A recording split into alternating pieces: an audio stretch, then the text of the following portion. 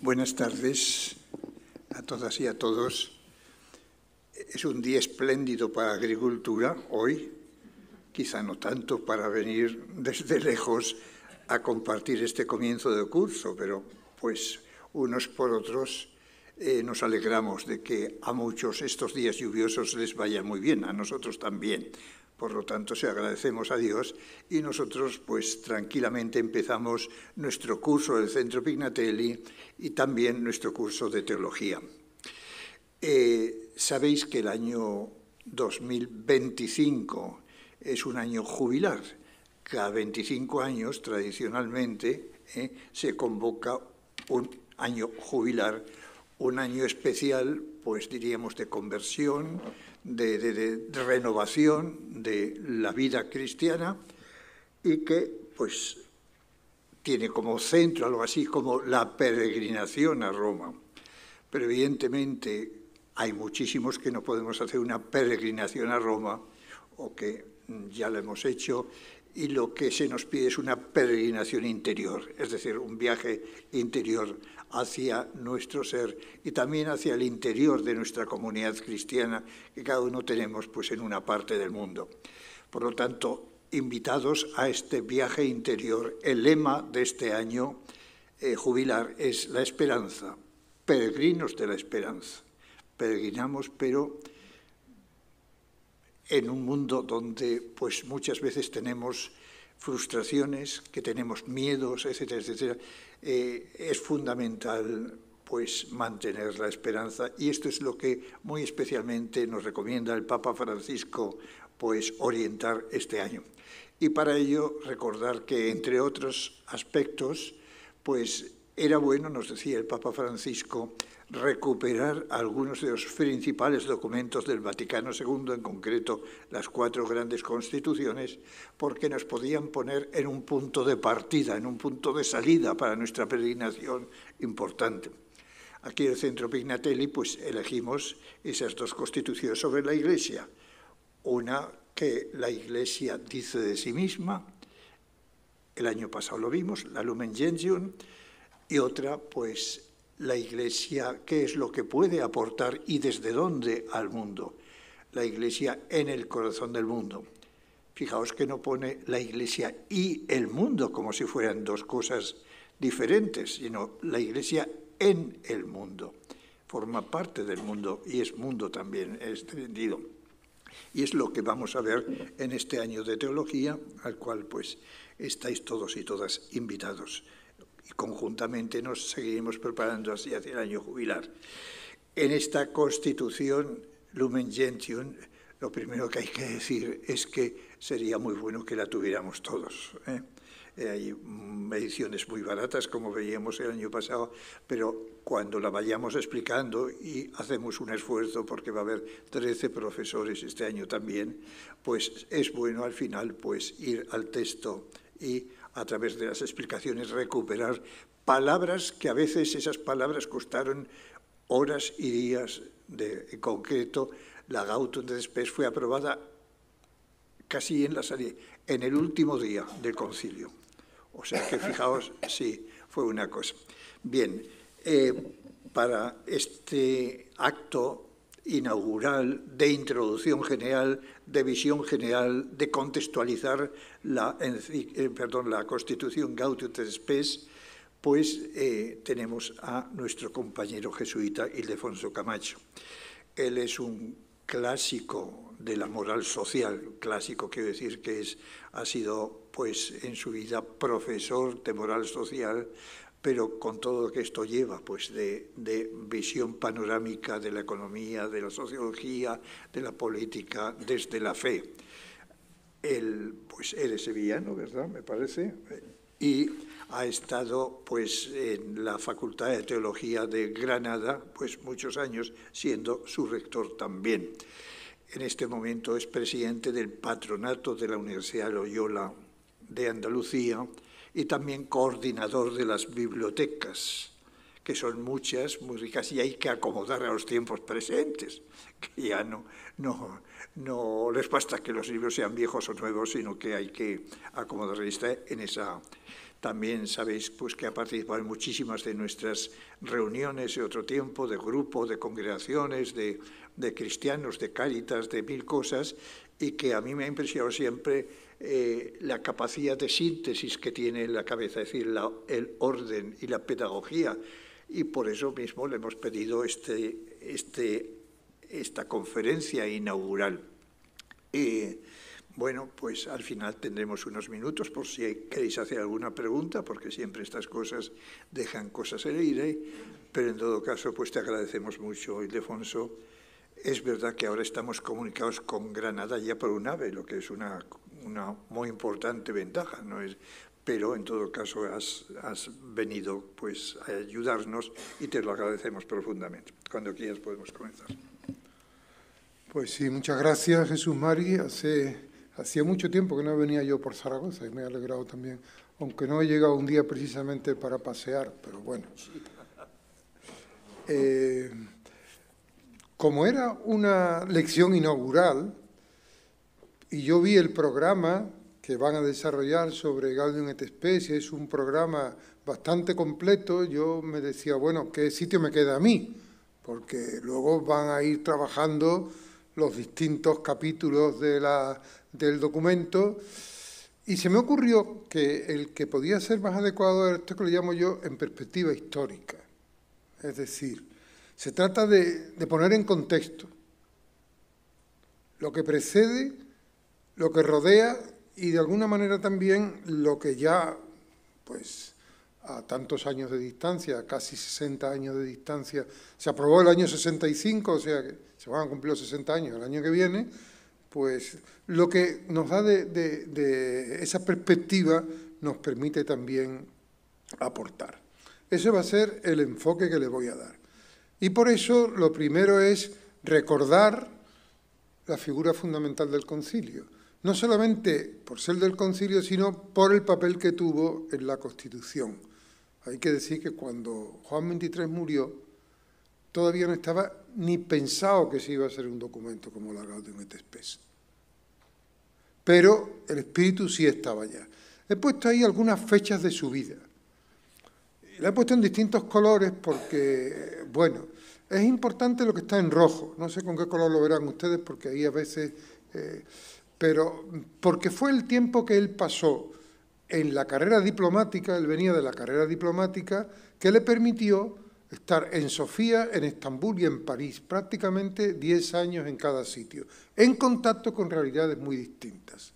Con Sofía, con el mundo oriental, en Estambul, con el mundo islámico, y luego en París fue nuncio, fíjense, exactamente cuando acaba la Segunda Guerra Mundial. En todo el proceso, los inicios del proceso de construcción de Europa. Entonces, eso le dio una perspectiva bastante importante y general, en último término, de cómo la Iglesia podía hacerse presente en lugares muy distintos. Esto es muy importante para entender a Juan XXIII y para entender su idea del concilio. Luego estuvo 5 años de patriarca en Venecia y a raíz de eso lo eligieron como papa. De transición, dijeron. Es decir, que había un poco la impresión en aquel tiempo de que, bueno, había varias figuras entre los cardenales que podían llegar a ser el papa, pero que era preferible esperar unos años hasta que la fruta estuviera más madura. Y entonces, para esos años, pues eligieron a este hombre que era ya un hombre pues bastante mayor. Y en ese sentido, pues, como un papa de transición. Después la transición, pues fíjense lo que dio de sí. Entonces, pongo ahí, a mí me gustaría subrayar estos dos aspectos. Por una parte, la audacia de convocar un concilio, y por otra parte, no solamente convocar un concilio, sino la originalidad del concilio que él quiere. Son dos aspectos distintos, que vamos a ir viendo un poco detalladamente, pero desde el principio pongo esta imagen, que es una imagen de la Curia Vaticana, para destacar que no encontró una buena acogida ni la idea del concilio ni el enfoque que él le quería dar. Y entonces, para comprender bien lo que significa cómo se fue abriendo paso el concilio y cómo se llegó a la Constitución pastoral, pues es importante tener en cuenta esta resistencia, porque la contraposición nos ayuda a entender mejor cómo se va configurando el enfoque que él quiere dar. La audacia de convocar el concilio. Fíjense que pongo ahí una imagen de Pío XII y la de Juan XXIII. ¿Por qué? Porque a Pío XII le propusieron convocar un concilio. Esto es un tema que en su momento no se supo porque lo llevó de una manera muy confidencial, con un grupo de personas de mucha confianza en la curia, pero el hecho es que se lo propusieron en 1948 y en 1951 Pío XII dijo, esto no tiene viabilidad. No es posible, porque no veía él que hubiera una orientación suficientemente bien coordinada y unificada como para poder poner en marcha un concilio. Además había también una idea que representaban algunos teólogos de aquel momento, que desde que se definió el dogma de la infalibilidad pontificia en el Concilio Vaticano I, ya no era necesario un concilio, ya bastaba con el Papa. Un concilio era una complicación por la gente que había que mover, lo que suponía todo eso, y que teniendo ya esa garantía, naturalmente este es un tema muy discutible, no voy a entrar en él, pero había algunos teólogos importantes que eran de la opinión de que un concilio no era ya necesario, y por tanto que la época de los concilios se había acabado con el Concilio Vaticano I. Juan XXIII, el 25 de enero de 1959, o sea, el día que acaba el semanario de oración por la unión de las iglesias, anunció que iba a convocar un concilio. Y fue un anuncio inesperado. Parece, sobre esto hay muchos estudios, pero parece que él lo consultó con muy poca gente. Y que él dice en su diario que fue una inspiración que recibió del Espíritu. Y que solamente lo consultó con el que era secretario de Estado, el cardenal Tardini. Que tampoco lo acogió con mucho entusiasmo, pero bueno, por ahí lo puso en marcha. Y lo anunció. Lo anunció fundamentalmente, fíjense que la fecha es importante, el día que acaba el octavario de la oración por la unión de los cristianos, con el tema de la unión de las iglesias. O sea que pasó lo de la originalidad, su propuesta inicial era la unión de los cristianos. Pero luego, a medida que él fue reflexionando y haciendo público cuáles eran sus intenciones y tal, surgió la palabra aggiornamento, que era un poco la experiencia. Fíjense que las dos ideas, la actualización de la Iglesia y la unión de los cristianos, en el fondo era algo que él había experimentado, por eso les ponía las fechas de su vida, que él había experimentado en el recorrido que había hecho en su carrera diplomática. La unión de los cristianos, sobre todo en su tiempo en Sofía y en Estambul, y en Europa, en Francia, muy claramente la necesidad de una actualización de la Iglesia. En esto tuvo una verdadera intuición, porque en aquellos años, estamos hablando de la década de 1940-50, en aquellos años todavía esto no estaba tan claro como pudo estar después, ¿no? Y luego esa otra palabra que también se utilizó, pero esta no la utilizaba él. Aggiornamento fue una palabra que él puso de moda. Aggiornamento significa poner al día, actualización. El ressourcement es una idea, es una palabra que utilizaron algunos teólogos para también dar un poco sentido de vuelta a las fuentes. Vuelta a las fuentes. O sea, como que la historia de la Iglesia en la época moderna había ido como olvidándose de sus orígenes. Tan concentrada en los conflictos con toda la mentalidad moderna, que, bueno, se había olvidado un poco de eso, de las fuentes, ¿no? ¿Y qué va a pasar en los ambientes vaticanos? Pues, primero, allí se vivía la idea de que los concilios fundamentalmente se convocaban para velar por la verdad. y por tanto para condenar errores. Es que uno de los temas que más discusiones llevó en el concilio era la presión de un grupo importante de padres conciliares de que había que condenar. Fundamentalmente se quería condenar el ateísmo y el marxismo. Pero el concilio nunca aceptó, lo cual significaba un reenfoque de lo que era un concilio. No se trataba ya de condenar errores. Se trataba de actualizar la Iglesia en el mundo actual. Y luego también es importante, una vez que parecía que el concilio, digo, al principio había mucha gente que decía concilio no, pero bueno, una vez que ya no hay más remedio, porque el Papa ya lo ha dicho y lo ha puesto en marcha, entonces, ¿qué hay que hacer? Es lo que le pongo ahí, de la oposición al control, controlar el proceso, que no se nos vaya de las manos. Y para eso, naturalmente, Papa Juan XXIII puso en marcha una gran comisión, con una serie de subcomisiones, una serie de consultas para ir preparando los temas que se iban a tratar, etcétera. A Juan XXIII no le interesaba tanto los temas que se iban a tratar, cuanto el enfoque de los temas. Pero bueno, había que pasar por esa parte de consultas, ¿no? Entonces, dentro la comisión, hay que tener en cuenta que entonces la Iglesia estaba muy centralizada en Roma. Y en Roma fundamentalmente por el mundo europeo e italiano. Entonces, el Papa no tuvo más remedio que contar con ellos. Ahí hay una figura que algunos de ustedes recordarán, el cardenal Ottaviani, que era el prefecto de la Congregación para la Doctrina de la Fe, que fue el que presidió la comisión preparatoria.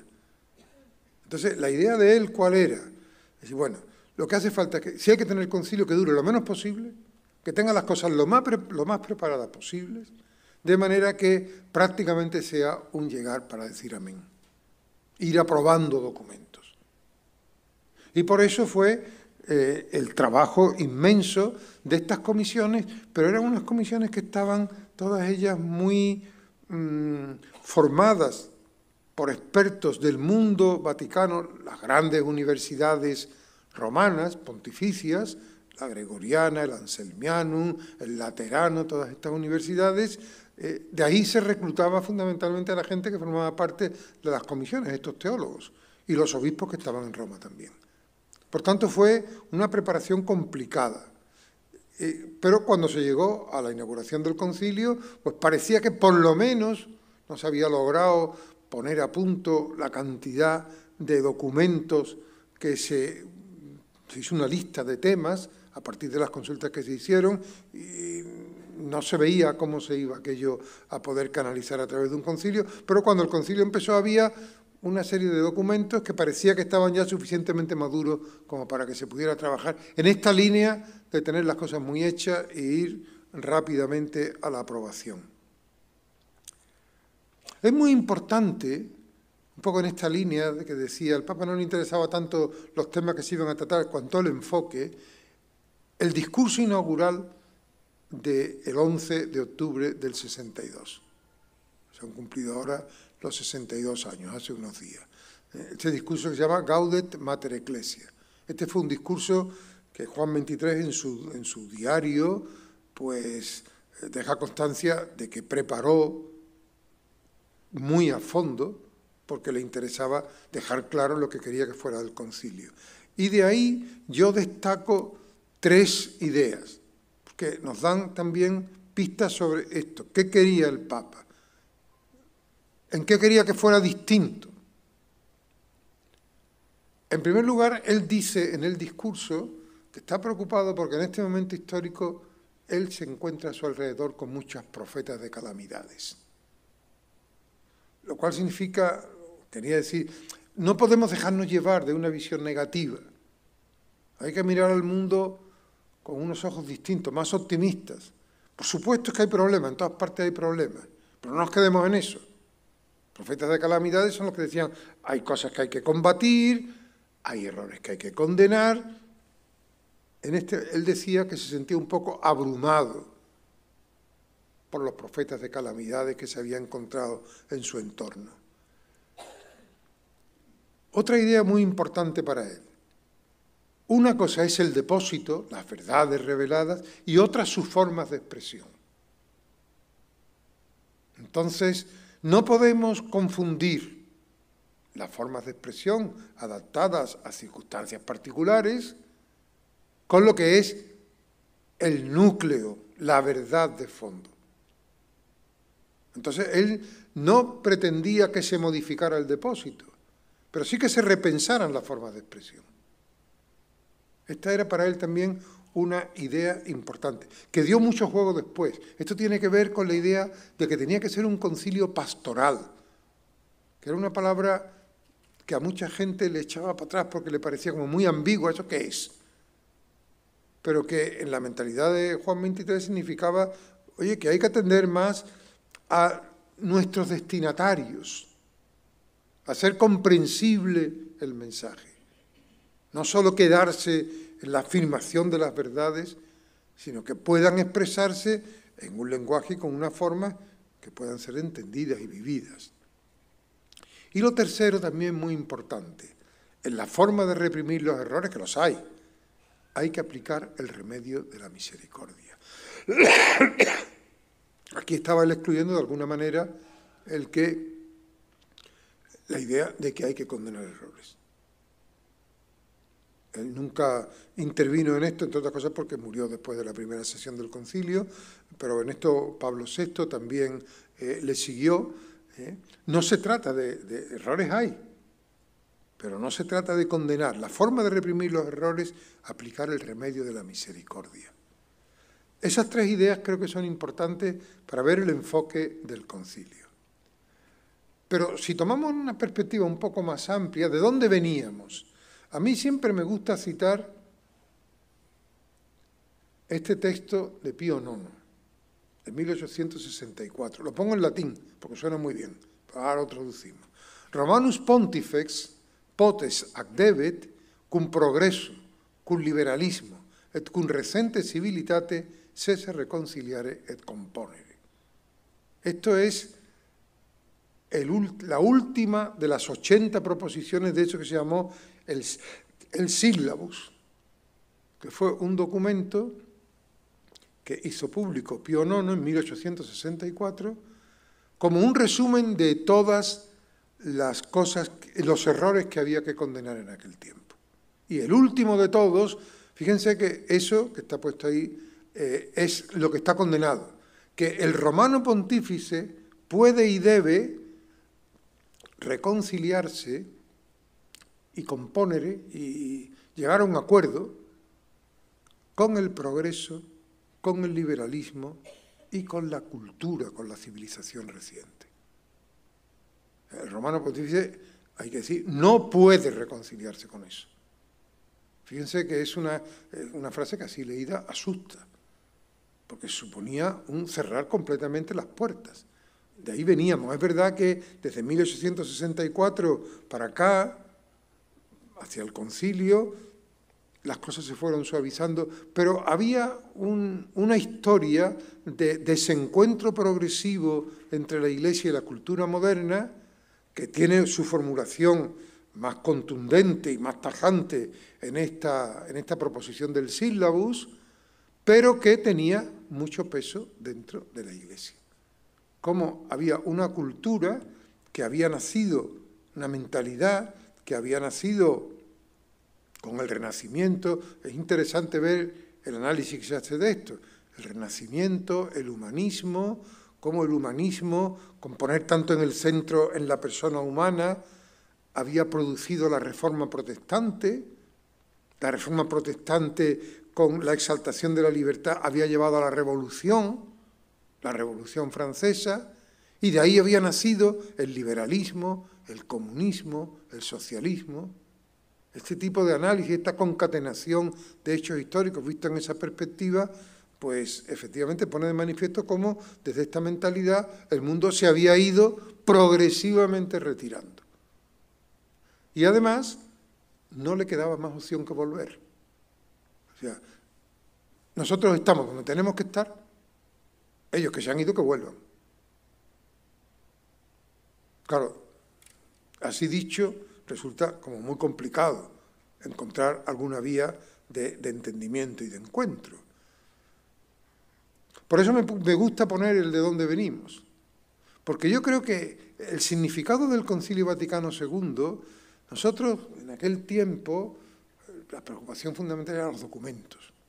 ¿Qué dicen los documentos? Y cuando empezamos a leer los documentos, algunos se nos caían de las manos, porque eran realmente documentos con una teología no muy asequible para el lector normal, ¿no? Yo estaba entonces estudiando teología y me acuerdo que empezábamos a entenderlos, ¿eh?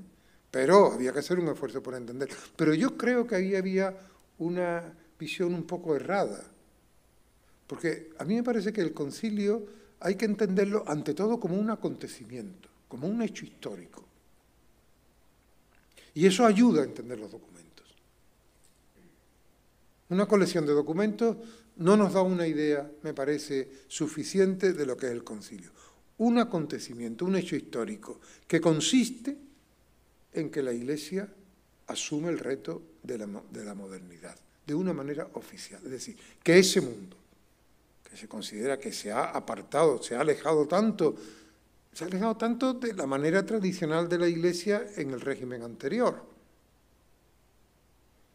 Ese mundo tiene que ser nuestro interlocutor. O sea, a eso que se llamaba entonces el hombre moderno, no podemos pedirle que se despoje de su condición de moderno para poder volver al redil, sino que hay que aceptar que es el interlocutor. Para mí eso es lo más importante. Luego el concilio acertó más, acertó menos, porque también el tiempo acuciaba. En los documentos algunos estaban más terminados, otros quedaron más incompletos, más imperfectos. Pero más allá de todo eso, que es el detalle de los textos, la idea fundamental es que se abrió una vía de diálogo. Recuerden que la primera encíclica, que siempre suele ser una encíclica programática de Pablo VI, fue una encíclica sobre el diálogo. Lo cual era muy significativo, que Pablo VI, que tomaba el testigo que le había dejado Juan XXIII, iniciara su pontificado todavía en plena celebración del concilio, cuando todavía el concilio además no tenía muy claro cuál iba a ser el camino, con una encíclica sobre el diálogo.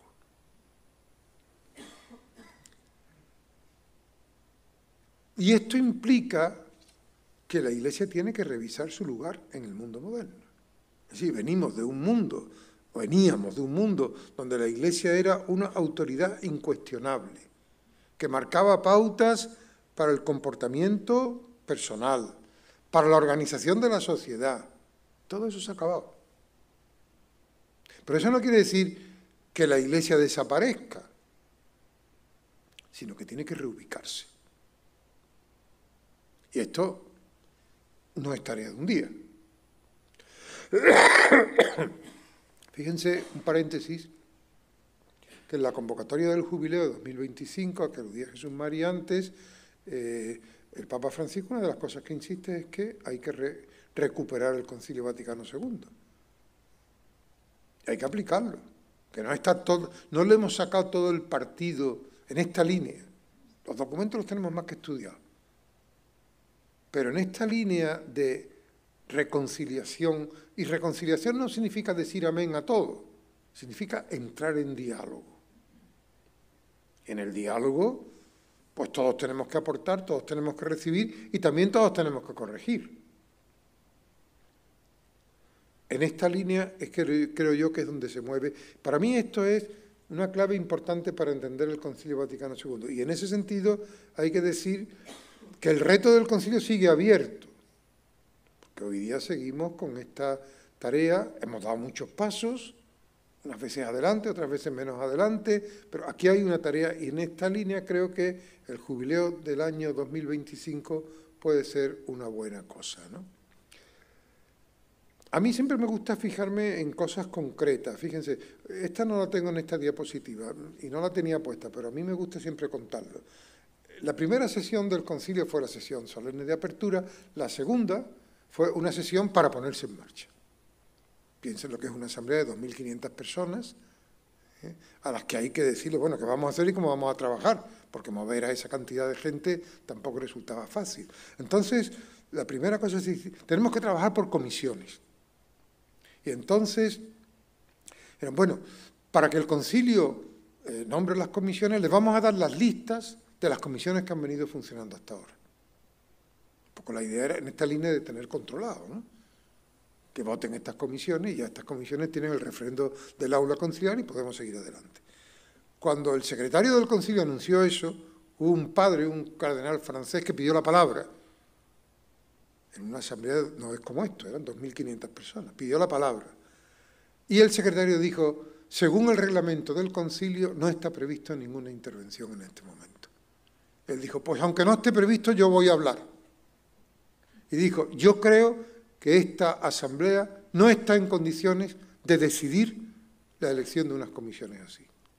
Yo pido que se dejen 2 días, 3 días, para que podamos los obispos, en las distintas conferencias, entonces había conferencias episcopales, los episcopados nacionales, intercambiar impresiones y tal, y dentro de 2 o 3 días que se haga esta votación. Y entonces el que estaba presidiendo la asamblea dijo, bueno, eso fue refrendado con un aplauso cerrado, y evidentemente la presidencia no tuvo más que decir, pues vale, muy bien, eso hacemos. Esto cambió fundamentalmente toda la orientación del concilio, porque hizo que las comisiones que empezaron a trabajar desde este momento ya no fueran las comisiones anteriores. Fue un momento fundamental, eso está reflejado en las actas del concilio. Pues aunque no esté previsto en el reglamento, yo voy a hablar. Que hay que tener ganas para decir una cosa así en ese momento, ¿no? Bueno, ese fue un momento importante. Otro momento importante fue esta intervención del 3 de diciembre de 1962, es decir, que estamos al final de la primera sesión, cuando se había empezado a discutir la Constitución sobre liturgia, que pensaba que era una cosa no demasiado complicada y tal, y se eternizó la discusión, allí no había manera de saber por dónde salir, y había una cierta sensación en el concilio de que aquello no se sabía dónde se iba. Y entonces bueno, pues que el concilio era una eternidad. Se acababa la primera sesión, se había discutido el documento sobre la liturgia, habían empezado con el de los medios de comunicación social, que tampoco era un tema muy central, y allí no se veía horizonte. Y entonces el cardenal Synens, cardenal de Bruselas, que es el que está ahí en la foto, tuvo una intervención que después él escribió, reconoció que antes la había consultado con Juan XXIII y Juan XXIII le animó a hacerlo en esta línea. Antes de concluir esta primera sesión, quisiera proponer a los padres, para su atenta consideración, cuál sea el objetivo primario del concilio. Así como el Vaticano I fue considerado justamente el concilio del primado del sumo pontífice, el mismo vicario de Cristo, es decir, Juan XXIII, lo saludó al concilio que se inicia ahora un mes antes de su apertura con las palabras Iglesia de Cristo, luz de los pueblos. Por lo tanto, si se admite que este es el tema central y el que ha de orientar nuestros trabajos, conviene que nos pongamos de acuerdo en elaborar un plan de conjunto del mismo concilio. Fíjense que había pasado una sesión entera, 2 meses estaban los padres discutiendo. Dicho plan yo lo propondría así, que el concilio sea el concilio sobre la Iglesia y tenga 2 partes, de Ecclesia ad intra, de Ecclesia ad extra. La Iglesia hacia adentro, la Iglesia hacia afuera. Bueno, esto cambió también ya toda, porque además aquí luego había sus contactos internos entre los cardenales, se ponían de acuerdo y tal. Entonces, al día siguiente, el cardenal Montini, que luego sería Pablo VI, tuvo una intervención apoyando esta orientación del cardenal Synens. Y hubo todavía otras 2 intervenciones de otros 2 grandes cardenales de aquel momento. Uno fue Alfring, que era el holandés, y el otro, creo que no me acuerdo si fue Frink, el de Colonia, que también apoyaron esta línea. Con lo cual, una vez que acabó la primera sesión, Juan XXIII ya tuvo el apoyo del concilio para decir, bueno, hay que reorientar todo. No voy a entrar en los detalles, lo que sí me interesa es que tengamos en cuenta, efectivamente, que a partir de este momento el concilio va a tener claro que su centro es la Iglesia, en esa doble dimensión. Y de hecho, ahí tenemos las dos grandes constituciones del concilio, la Lumen Gentium, la Iglesia ad intra, y la Gaudium et Spes, la Iglesia ad extra.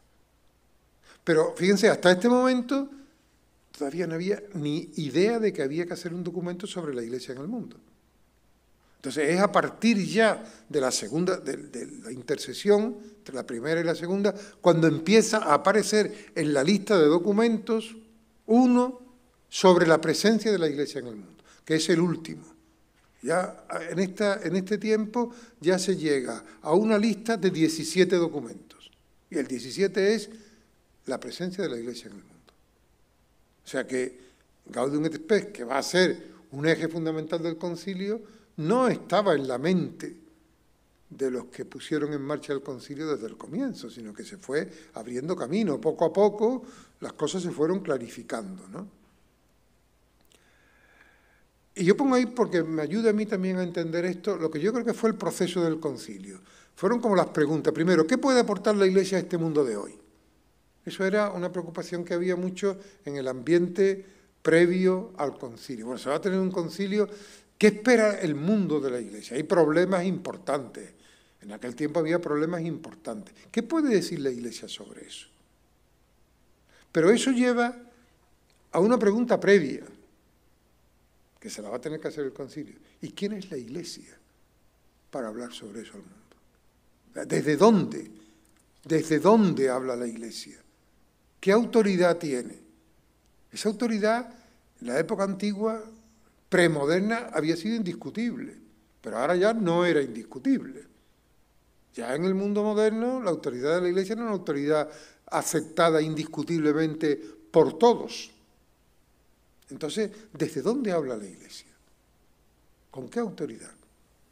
Y eso lleva a la última pregunta: ¿cómo se entiende la Iglesia a sí misma? Para mí, esto es, yo llamo muchas veces el proceso psicológico del concilio. Porque, evidentemente, en los comienzos de la preparación no se pensaba tener un documento sobre la Iglesia. Eran todos problemas muy concretos. Y entonces hay volúmenes enteros con las consultas que se hicieron a los episcopados sobre los temas del concilio. Y salen infinidad de temas, pero todos son temas muy parciales, muy concretos. Y aquí lo que vamos viendo es que, mira, todo eso luego no lo va a poder abordar el concilio. Lo importante es que sepamos de dónde estamos hablando. Y eso, que era una cuestión que parecía que era indiscutible, pues empieza a hacerse una cuestión que hay que clarificar. Y por eso a mí me gusta subrayar también, esto probablemente el año pasado alguna noticia tuvieron de esto, si estuvieron trabajando en la Lumen Gentium, pero a mí me gusta, ¿qué iglesia? A mí me gusta contraponer dos modelos eclesiológicos, dos formas de entender la Iglesia. Fíjense, en el año 62, o sea, al final de la primera sesión del concilio, había un documento sobre la Iglesia que se había preparado. Ese primer esquema de 1962, que estaba articulado sobre dos ideas fundamentales. La Iglesia es una sociedad perfecta, desigual y jerárquicamente constituida. Y la Iglesia es cuerpo místico de Cristo. Eran como las dos ideas, las dos coordenadas del documento. La Iglesia, sociedad perfecta, entiéndanlo no en el sentido moral, sino en el sentido jurídico. En los debates con todos los problemas que surgieron en la época moderna, en los conflictos con los estados. La Iglesia no puede estar subordinada a un poder temporal, porque tanto el Estado como la Iglesia son sociedades perfectas, es decir, que tienen todos los medios que necesitan para llevar adelante, para alcanzar sus fines. Son autónomos, no tienen sentido moral, opuesto a pecadora. La Iglesia, en este sentido, no quiere decir que sea pura, perfecta en el sentido jurídico. Esto es un debate típicamente jurídico para el problema de las relaciones de la Iglesia con las autoridades civiles, con el Estado. Y segundo, la Iglesia, cuerpo místico de Cristo. que había sido una idea que había sido objeto de un documento importante de Pío XII, la Mystici Corporis Christi, una encíclica que orientaba la concepción de la Iglesia por ahí. El concilio llegó a la conclusión de que no que el esquema no era suficiente, sino que las bases del esquema tenían que ser cuestionadas. Y entonces se trabajó durante 2 años hasta llegar a un documento que es Lumen Gentium, que tiene 2 ejes fundamentales.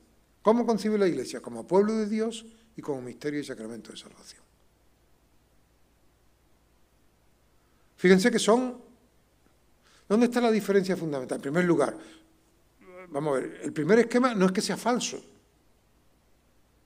pero no es suficiente en el momento que está viviendo el concilio. Los debates jurídicos con los estados, eso hay que mantenerlos, pero eso no es lo esencial para definir a la Iglesia. Y más importante, la idea de la Iglesia, cuerpo místico de Cristo, evidentemente no se puede negar. Pero en el concilio se echó de menos una cosa que es lo que va a ser fundamental en Lumen Gentium, la dimensión misionera. La Iglesia existe para evangelizar. El cuerpo místico de Cristo se queda en una consideración ad intra de la Iglesia. Y en cambio, las 2 coordenadas de Lumen Gentium van a subrayar fundamentalmente la dimensión misionera. La Iglesia está en el mundo para evangelizar al mundo. Luego habrá que discutir cómo se entiende la evangelización, pero eso está claro. La Iglesia, pueblo de Dios. He puesto ahí, a mí me gusta siempre recordar a Congar, que es el gran teólogo dominico que estuvo muy en la trastienda de la Lumen Gentium, que tiene un artículo que a mí siempre me resultó muy iluminador, donde él explica lo que se entiende por pueblo de Dios. Pueblo de Dios significa que la iniciativa es de Dios. Pueblo de Dios, que Dios es el que llama al pueblo. La igualdad esencial de todos los bautizados. Fíjense que esto suena, cuando ahora el Papa habla del clericalismo y tal, estamos un poco en la misma onda. O sea, lo fundamental de ser cristiano son los sacramentos de la iniciación, el bautismo y la confirmación. Todo lo demás viene después. La Iglesia es una realidad histórica, pueblo peregrino. Claro, Congar utiliza mucho la tradición del Antiguo Testamento, el pueblo de Dios, porque él dice con razón que cuando la Iglesia empieza a llamarse el nuevo pueblo de Dios, en el fondo lo que está es recuperando y actualizando la idea del Antiguo Testamento, el nuevo pueblo de Dios, pueblo peregrino, la dimensión histórica. La Iglesia no es tanto como una especie de fortaleza poseedora de la verdad, sino que vive en la historia, acompaña al mundo, acompaña a la humanidad. Y la Iglesia es un pueblo enviado, con la misión de transmitir un mensaje de esperanza y de confianza. Esta es la idea del pueblo de Dios. Y esto se complementa con la idea de la Iglesia, misterio y sacramento de salvación. Bueno, la definición está en Lumen Gentium. A mí me parece una definición... Claro, cuando hablo una primera vez se queda un poco diciendo, caray, ¿qué dice? La Iglesia es en Cristo como un sacramento, o señal e instrumento de la unión íntima del hombre con Dios y de la unidad de todo el género humano. Fíjense que ahí hay toda una definición de la Iglesia que pone su centro efectivamente en la misión. La Iglesia es en Cristo como un sacramento. ¿De qué? Como un signo visible. ¿De qué? De la unión íntima del hombre con Dios y de la unidad de todo el género humano. Fíjense si eso tiene importancia de cara a la presencia del hombre, de la Iglesia en el mundo. En un mundo donde cada vez resulta más difícil la apertura a la trascendencia, la Iglesia tiene que ser sacramento de que al ser humano le es posible abrirse a Dios. Y en un mundo, no hay que insistir mucho en esto, tan dividido, la Iglesia tiene que ser sacramento, signo visible de que los seres humanos estamos llamados a vivir como hermanos. Así define el Concilio de la Iglesia. Fíjense si esto tiene consecuencias. Yo he puesto aquí dos. Primero, la Iglesia no se identifica con el mundo, ni es coextensiva con él, que era un poco la imagen de fondo de la sociedad premoderna, sociedad antigua. Iglesia y mundo eran coextensivas, y por eso la autoridad eclesial tenía competencia a nivel de la sociedad.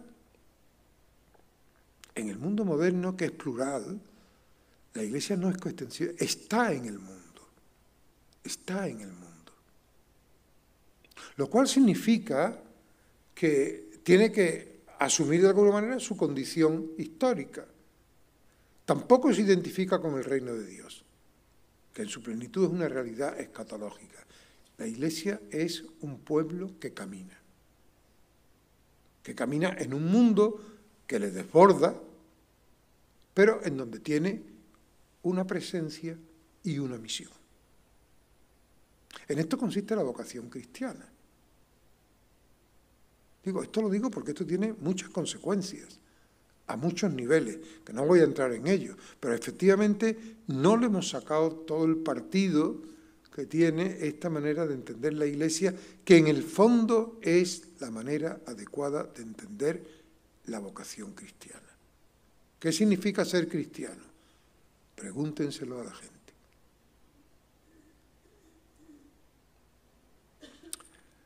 Bueno, y ahora alguna palabra sobre Gaudium et Spes. He puesto ahí el esquema, no voy a entrar en los detalles porque esto lo van a ver. Lo único que digo es que, que fue una historia muy concentrada, es decir, que fueron solamente, ya saben que el concilio, recuerden, tuvo 4 sesiones, solo las 2 últimas se abordó el tema de Gaudium et Spes.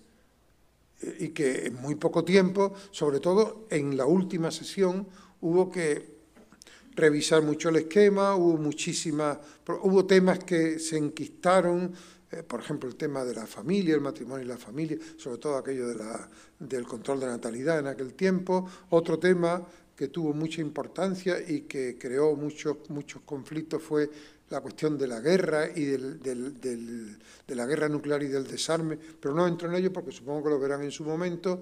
Lo que es importante es ver que en muy poco tiempo hubo que hacer un documento donde tuvo que intervenir mucha gente, donde hay muchas cosas que se podían haber mejorado notablemente, pero bueno, la premura del tiempo, porque ya quedaba claro que el concilio tenía que acabar, que quedaba mucha tarea por delante y, por tanto, que el documento había que aprobarlo. Incluso en la última etapa del concilio había algunos padres que propugnaban que no se aprobara esta Constitución, sino que se encargara una comisión que siguiera trabajándola, porque eran conscientes de que aquí había muchas cuestiones de fondo. Pero yo creo que está bien el que quedara aprobada porque quedó claro cuál quería ser la orientación,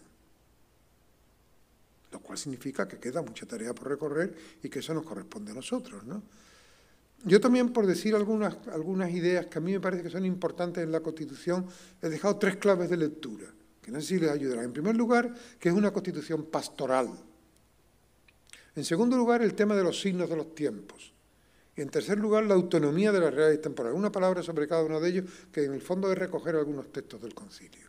Primero, unas palabras de Ranner. Se discutió mucho sobre, porque el Papa desde el principio, el Papa Juan XXIII, desde el principio había insistido en que quería que fuera un concilio pastoral.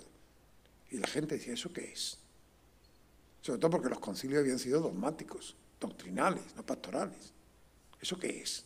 La pastoral es una cosa, diríamos, como más coyuntural. Los concilios tienen que ir a lo que es inmutable, a las grandes verdades. Entonces, Ranner, que es la foto que tienen ahí, después de muchas elucubraciones sobre qué era, ya no hablando del concilio, sino de esta Constitución, que se decidió llamarle Constitución Pastoral, Constitución dogmática sobre la Iglesia, Constitución pastoral sobre la Iglesia en el mundo. ¿Qué se quiere decir con eso? Él lo formuló así: un conjunto de directrices de la Iglesia válidas en primer lugar para sus propios miembros, pero también de algún modo para todos aquellos que estén dispuestos a prestar oído a su voz.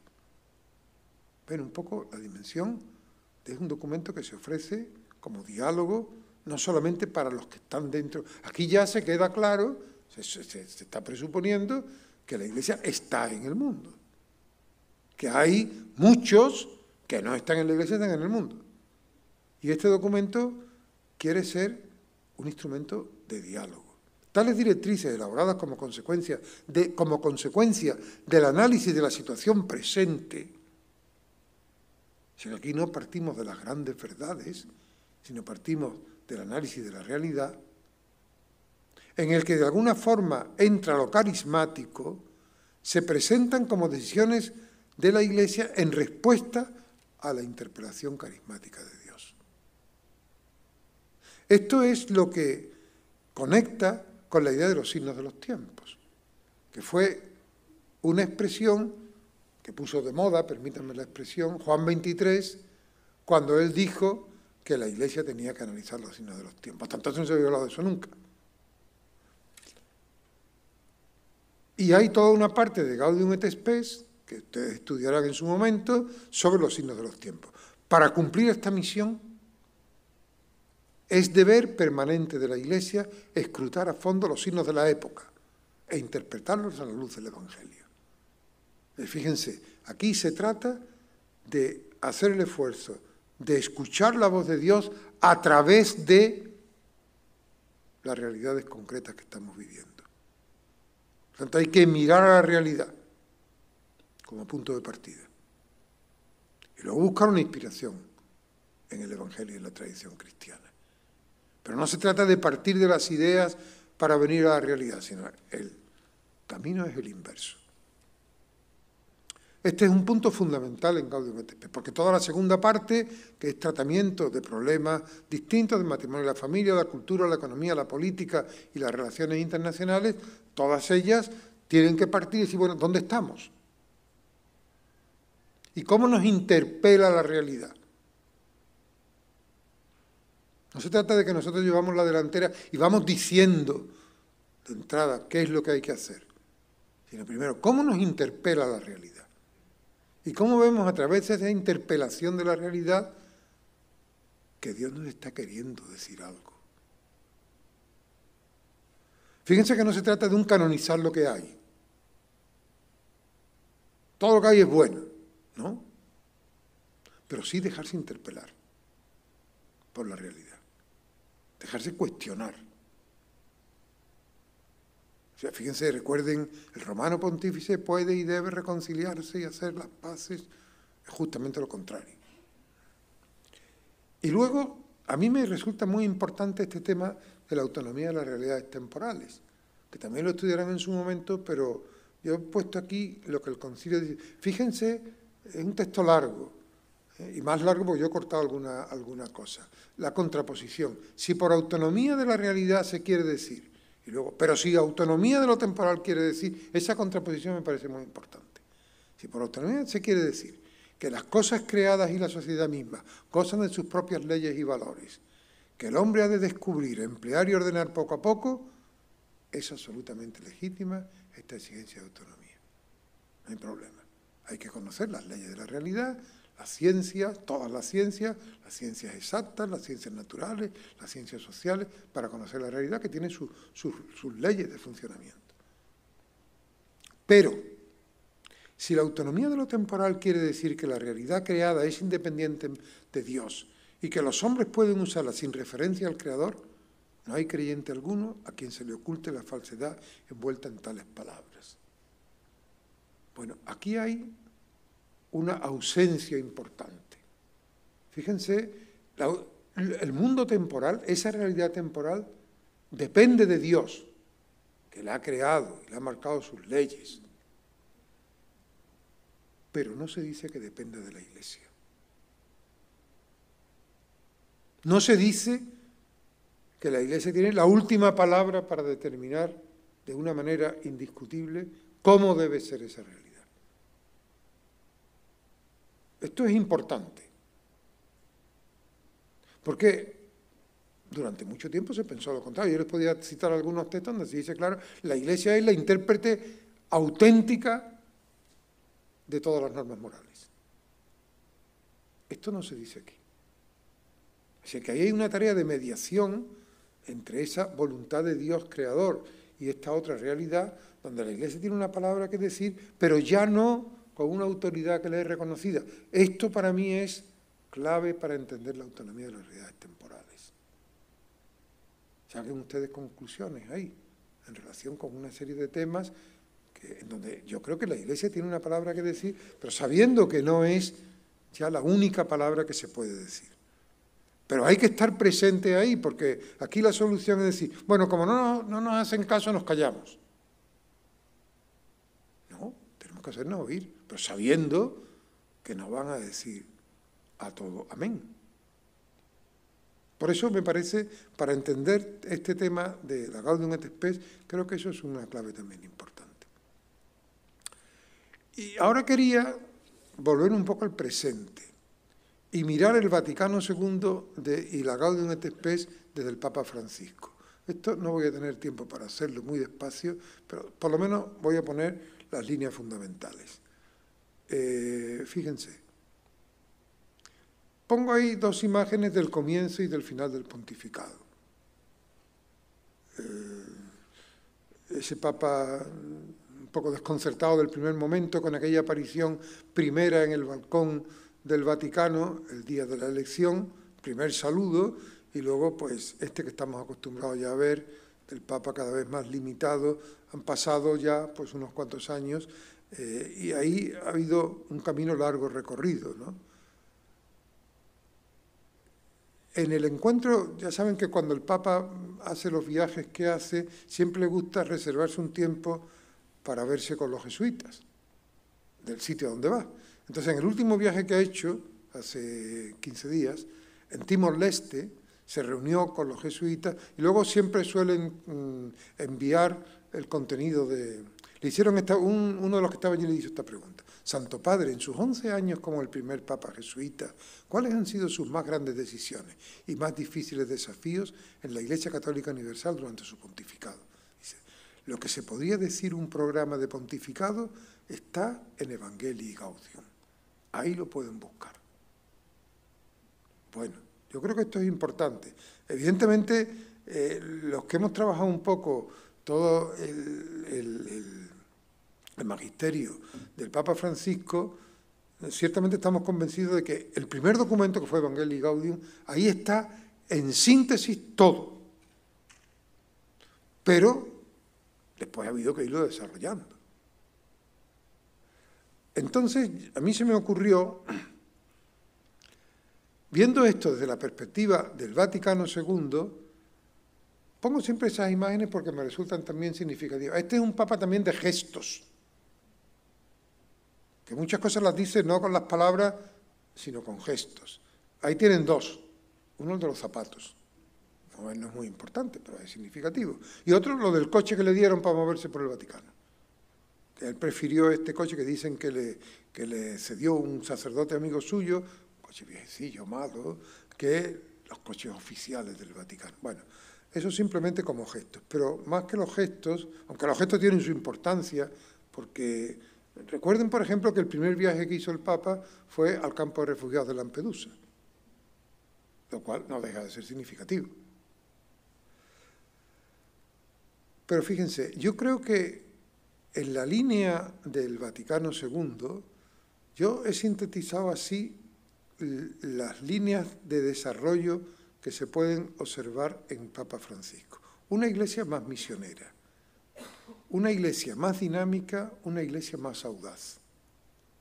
Una iglesia más cercana, una iglesia más inclusiva, una iglesia más sinodal. Y luego una iglesia más alegre.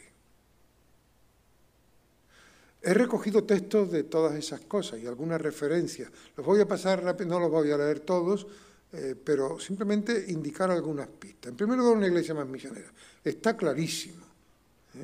La iglesia en salida. Esa expresión que tanto utiliza el Papa Francisco. Es la comunidad de discípulos que primerean, o sea, que toman la iniciativa. No estamos esperando que vengan.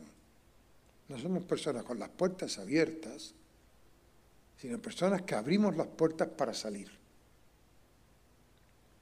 Que se involucran, que acompañan, que fructifican y festejan. Fíjense esto, el segundo párrafo. Una pastoral en clave misionera no se obsesiona por la transmisión desarticulada de una multitud de doctrinas que se intenta imponer a fuerza de insistencia. Cuando se asume un objetivo pastoral y un estilo misionero, que realmente llega a todos sin excepciones ni exclusiones, el anuncio se concentra en lo esencial. ¿Cuánto tiempo perdemos discutiendo cuestiones particulares? Que en el mundo de hoy interesan relativamente poco y donde cada uno tiene su propio punto. Una iglesia en salida, una iglesia más dinámica. A mí me llama mucho la atención, él pone en Evangelii Gaudium, pone 4 leyes o 4 principios para entender la realidad. El primero es, el tiempo es superior al espacio. ¿Qué significa eso? Este principio permite trabajar a largo plazo, sin obsesionarse por los resultados inmediatos. Darle prioridad al espacio lleva a enloquecerse por tener todo resuelto en el presente, para intentar tomar posesión de todos los espacios de poder y autoafirmación. Darle prioridad al tiempo es ocuparse de iniciar procesos más que de ocupar espacios. Fíjense que esto ayuda a entender lo que está haciendo el Papa Francisco. Pero yo lo pongo en relación con el concilio, porque el concilio efectivamente inició procesos, no ocupó espacios. Si nos quedamos en los documentos, estamos ocupando espacios. Si leemos los documentos en esta perspectiva dinámica, estamos iniciando procesos. Pero iniciar procesos significa empezar un camino que no sabemos exactamente dónde va a concluir ni cómo va a concluir. Por tanto, de alguna manera correr riesgos. Lean muchas intervenciones del Papa Francisco, no solamente lo que dice, sino también lo que hace en esta clave de iniciar procesos. Una iglesia más audaz. Este es un texto también muy bonito. Prefiero una iglesia accidentada, herida y manchada por salir a la calle, antes que una iglesia enferma por el encierro y la comodidad de aferrarse a sus propias seguridades. No quiero una iglesia preocupada por ser el centro y que termine clausurada en una maraña de obsesiones y procedimientos. Una iglesia más audaz. Una iglesia más cercana. Bueno, a mí me parece, esto daría para mucho, pero a mí me parece que un documento fundamental del Papa Francisco es la Amoris Laetitia, pero no tanto por el tema en sí, cuanto por la orientación, que un poco va en la línea de lo que dice aquí al principio. Es mezquino detenerse solo a considerar si el obrar de una persona responde o no a una ley o norma general, porque eso no basta para discernir y asegurar una plena fidelidad a Dios en la existencia concreta del ser humano. Aquí viene el tema del discernimiento. Las leyes y las normas existen y tienen que existir, y valen, pero no agotan la realidad. Amoris Laetitia, en el fondo, lo aplica al tema sobre todo, de los divorciados y vueltos a casar, pero más que el tema concreto ese está el enfoque. Y por eso digo, una iglesia más cercana de la realidad concreta y particular de cada uno. Entonces la iglesia no tiene que limitarse a formular normas, tiene que acompañar procesos. Una iglesia más inclusiva. Aquí no fui capaz de encontrar un texto, pero bueno, en un mundo que excluye, la misión de incluir. Si se fijan él muchas veces juega con estas palabras que se contraponen. En Evangelii Gaudium, al principio, habla de los sistemas de exclusión que tiene este mundo. Y luego dice, la misión de la Iglesia va en la línea de incluir. Incluir lo que es excluido. No me detengo más por falta de tiempo. En Fratelli Tutti es clarísimo eso también, ¿no? Fíjense, las sombras de un mundo cerrado, punto de partida, pensar y gestar un mundo abierto. Mundo cerrado, mundo abierto. Fraternidad abierta, fraternidad universal. Una iglesia más sinodal. Esta foto es muy significativa, porque aquí no hay presidencia. Decían el otro día, no sé dónde leí, que hay algunos obispos que están muy incómodos por eso sentarse en una mesa donde todo el mundo está alrededor. El sínodo funciona a base de mesas redondas, donde no hay nadie que preside. Yo creo que el tema de la sinodalidad, el camino de la sinodalidad es el camino que Dios espera de la Iglesia del tercer milenio, lo que el Señor nos pide. En cierto sentido, ya está todo contenido en la palabra sínodo. Caminar juntos. Fíjense que el tema de la sinodalidad no es sínodo, sinodalidad, sí, pero con un sentido muy distinto, porque el sínodo es una reunión, es un acontecimiento. La sinodalidad es una manera de estar, es estar en camino. De nuevo la iglesia peregrina, una idea muy conciliar. Es estar en camino escuchando la voz de Dios. Por eso ahora se está celebrando la segunda sesión del sínodo, sobre la sinodalidad. Pero lo importante no es que se celebre el sínodo, sino que se pongan en marcha dinámicas de sinodalidad en la iglesia. Y eso se puede aplicar ahora a todas las iglesias particulares, a todas las instituciones eclesiales. El tema de la sinodalidad no es el capítulo de un tratado de eclesiología, no es un eslogan. La sinodalidad expresa la naturaleza de la iglesia, su forma, su estilo y su misión. No lo digo sobre la base de una opinión teológica, sino siguiendo lo que podemos considerar el primer y más importante manual de eclesiología, que es el libro de los Hechos de los Apóstoles. Y luego una iglesia más alegre. A mí me parece que esto es muy importante también. Fijaos el título, Evangelii Gaudium, y empieza, la alegría del Evangelio llena el corazón y la vida entera de los que se encuentran con Jesús. Fíjense que el término alegría aparece en sus principales documentos. Amoris Laetitia, gaudete et exultate. Y para él es una preocupación. En Evangelii Gaudium tiene algún texto sobre los cristianos que van siempre con cara triste, no me acuerdo cómo le llama. Porque esta idea de decir, bueno, es que tenemos que estar orgullosos de la fe que vivimos y vivirla como algo que es tan desbordante para nosotros que no tenemos más remedio que buscar la forma de comunicarlo. La alegría del Evangelio. Bueno, pues ahí tienen entonces, pongo a Juan 23 porque también es curioso ver hasta qué punto hay ciertos puntos de contacto entre Juan 23 y el Papa Francisco. No sé si lo han pensado, incluso físicamente, pero no solo, también en su forma de actuar, en su talante. Y por eso me parecía que era bueno que termináramos contraponiéndolo y recordando todo eso que yo creo que enlaza al Papa Juan 23 y el concilio con lo que está haciendo los cambios que se están produciendo en la Iglesia del Papa Francisco. Pues muchas gracias.